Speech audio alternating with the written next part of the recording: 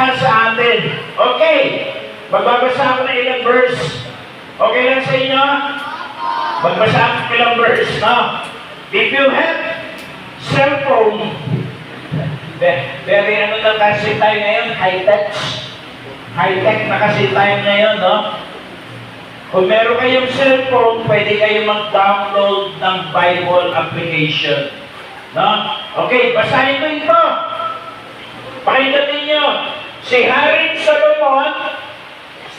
Solomon ang nagsasalita rito.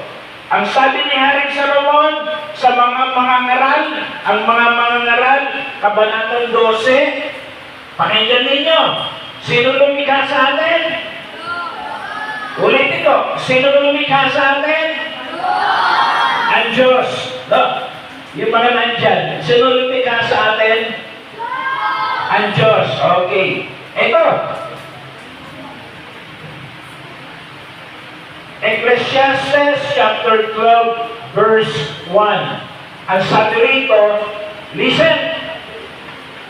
Listen.